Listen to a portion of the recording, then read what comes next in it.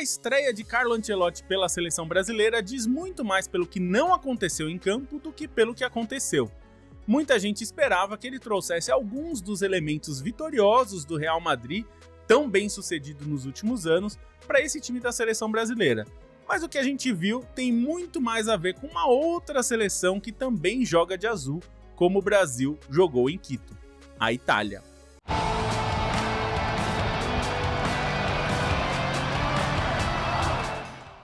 Salve, salve pessoal, eu sou Felipe Lobo, você está aqui no Meio Campo e hoje vamos falar da estreia de Ancelotti pela seleção brasileira, um pouco do que foi o jogo, a expectativa e também o que esperar, além, claro, dos problemas que o time continua tendo nessas eliminatórias. Ancelotti tem muito carisma, tem muitos títulos e é conhecido pela sua flexibilidade tática.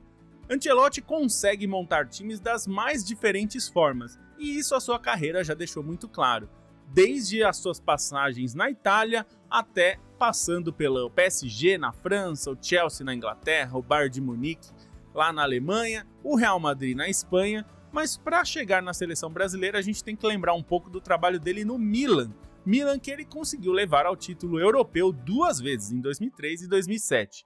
E um dos pilares daquele Milan era a solidez defensiva.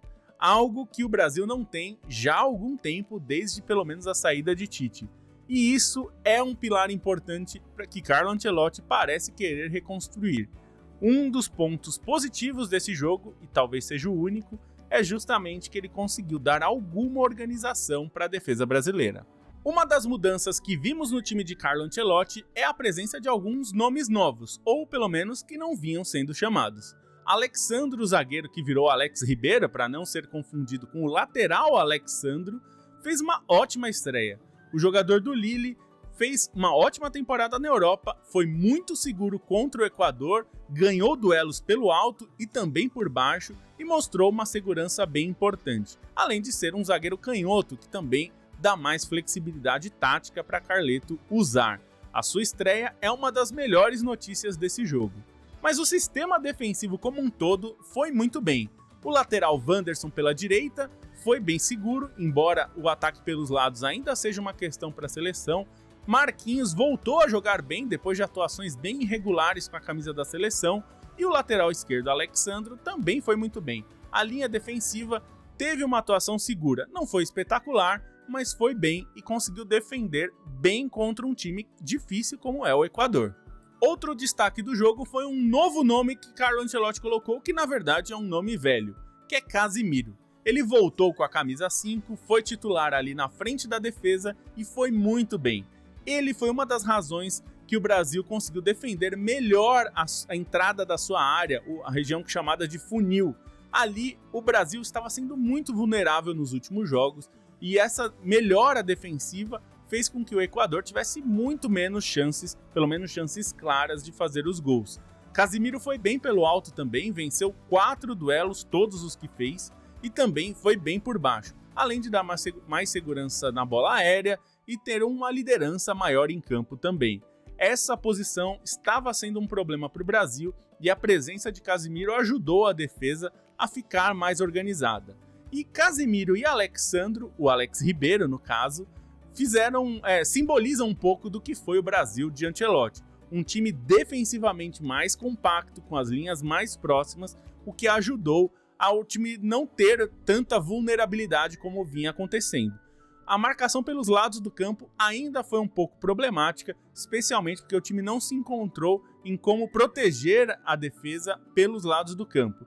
Mas isso ainda foi um problema menor. O Brasil conseguiu se defender bem na maior parte do tempo e foi bastante seguro. Para um time que já tinha tomado 16 gols em 14 jogos antes desse duelo contra o Equador, isso é uma boa notícia. O Brasil vinha tomando mais de um gol por partida em média, então não tomou gol, e não só não tomou gol por sorte, mas porque o time foi realmente competente, não deu muitas chances ao Equador. E essas são as boas notícias, mas meio que acaba por aqui. Se você quiser mais conteúdo do Meio Campo, nós temos uma newsletter, com edição exclusiva para assinantes na terça-feira e outra gratuita, aberta para todo mundo, na sexta-feira.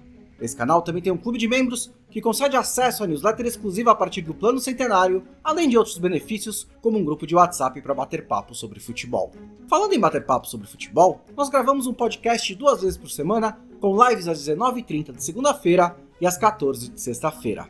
E depois, ele aparece no seu agregador favorito. E se você gostou desse vídeo, considere se inscrever no canal, dar um like, compartilhar, contar para seus amigos. Tudo isso ajuda bastante. O meio-campo é um dos maiores problemas do Brasil e, bom, continua sendo um problema. Gerson e Bruno Guimarães fizeram companhia a Casimiro. E se Casimiro foi bem no seu papel, Gerson e Bruno Guimarães nem tanto. O Gerson foi bastante participativo, até tentou bastante. Ele foi escalado mais pelo lado esquerdo do meio-campo, talvez para se aproximar de Vinícius Júnior, algo que não aconteceu muitas vezes.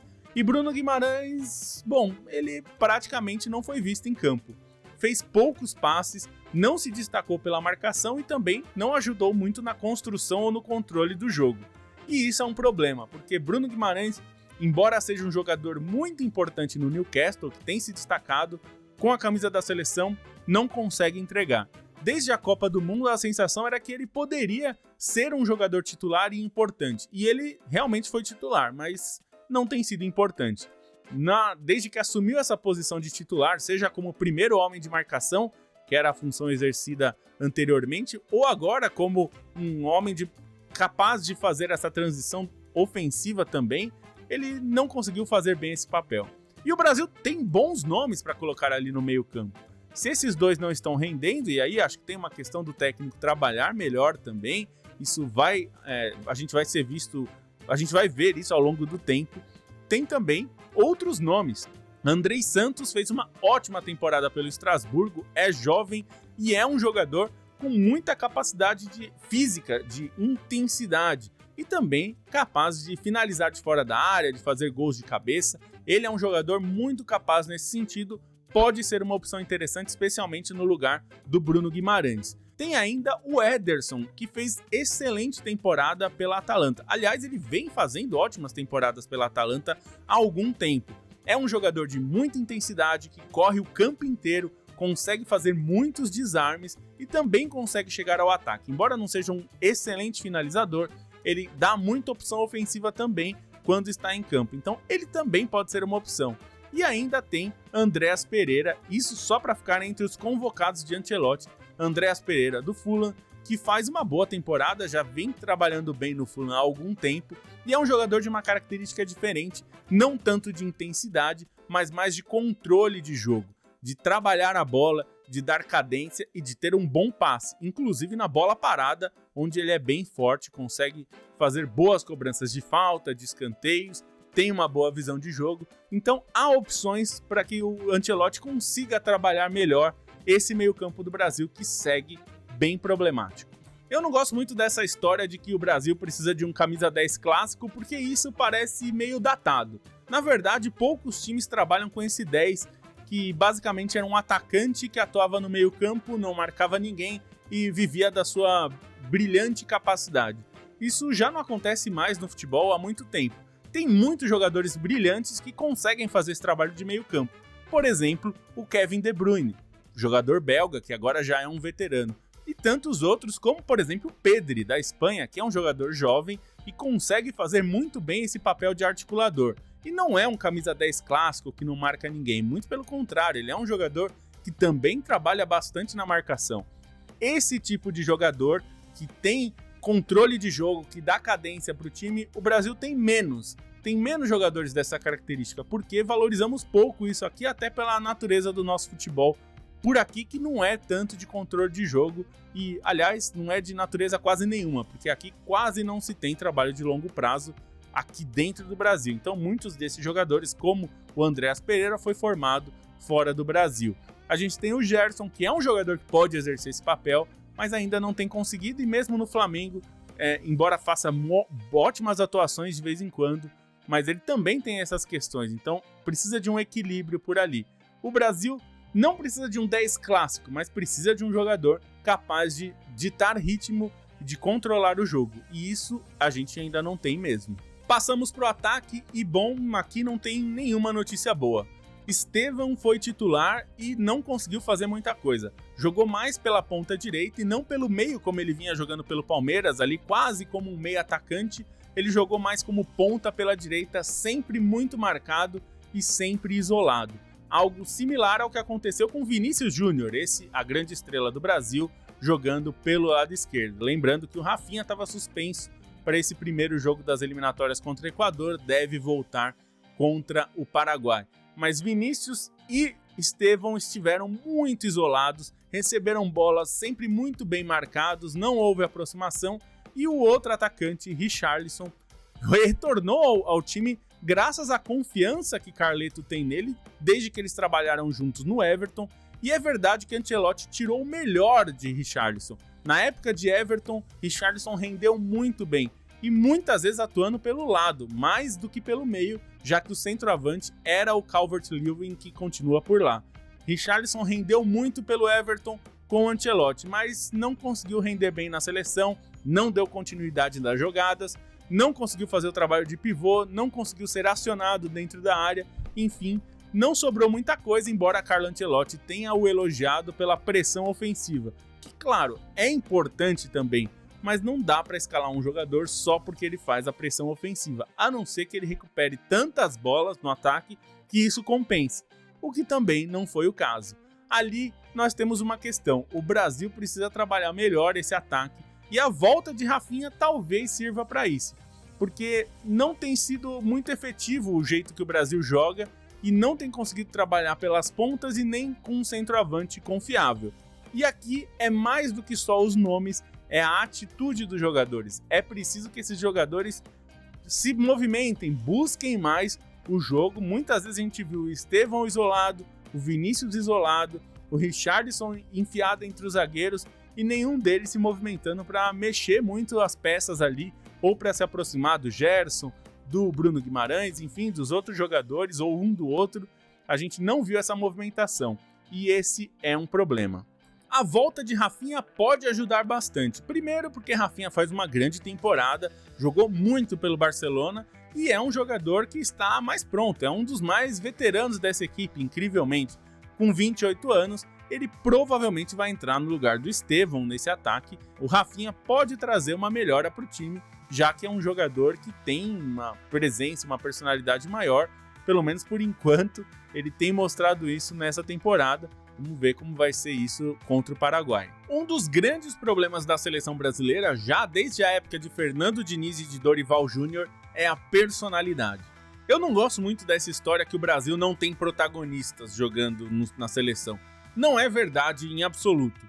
Marquinhos, por exemplo, é capitão do PSG e é um jogador importante há bastante tempo lá na Europa. E tem outros jogadores como o Rafinha, que foi um protagonista super importante do Barcelona, o Vinícius Júnior, que por vezes foi o melhor jogador, aliás, nos últimos 2 anos, foi o melhor jogador do Real Madrid, um time que conquistou muitos títulos. E a gente tem outros jogadores como o próprio Bruno Guimarães, que é um dos líderes do Newcastle, ou o Casemiro, que se tornou um jogador importante de novo no próprio Manchester United, depois de começar a temporada mal. Enfim, tem muitos bons jogadores e que são sim protagonistas. A questão não é ser protagonista no clube, é ser protagonista na seleção. E isso, de fato, está faltando. O Brasil não tem jogadores que tenham assumido o protagonismo de uma forma efetiva.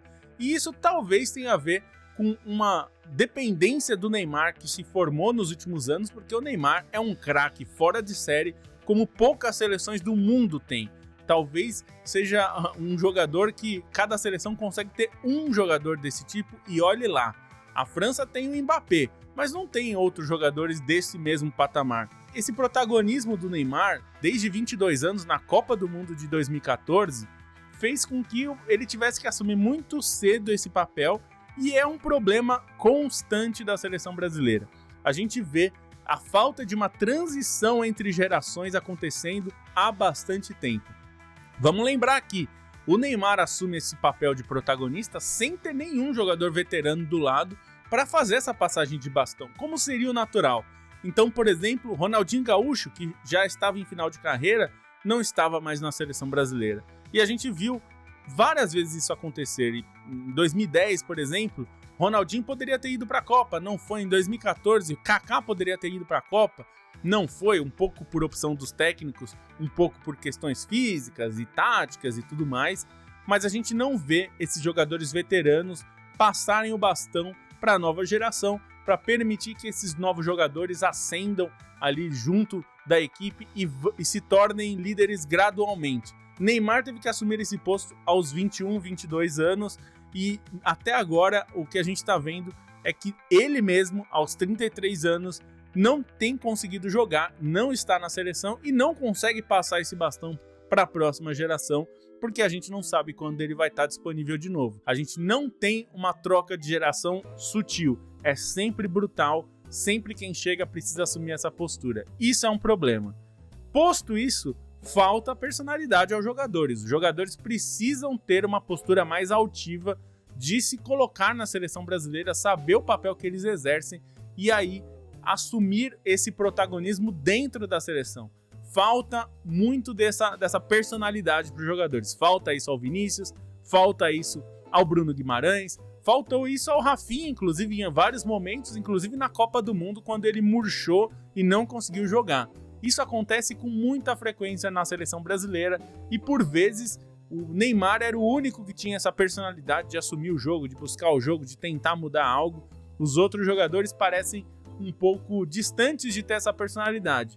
Isso é um problema e talvez esse seja o maior desafio de Carleto, fazer com que este Brasil consiga ter aquela mentalidade vencedora e confiante que o Real Madrid que ele comandava tinha, que acreditava sempre em todos os jogos, que conseguiria virar os jogos, que conseguiria vencer os duelos e mesmo que não vencesse todas as vezes, porque isso é impossível, conquistou muitas vitórias difíceis, vitórias que pareciam até improváveis, conseguiram a vitória, a classificação e os títulos. Isso tem faltado ao Brasil. Se o Brasil mudar a mentalidade, talvez a gente veja um time mais confiante e mais vencedor, que é o grande desafio. Tem um ano aí pela frente para acontecer isso, vamos ver como vão ser os próximos jogos. É natural que o Brasil melhore, o Ancelotti teve poucos treinos, teve 2 treinos para montar esse primeiro time, a tendência é que melhore, mas por enquanto o Brasil tem desafios muito grandes, especialmente no ataque. Vamos ver como vai ser isso, mas a esperança é grande. A gente fica por aqui. Nos vemos na próxima. Tchau, tchau!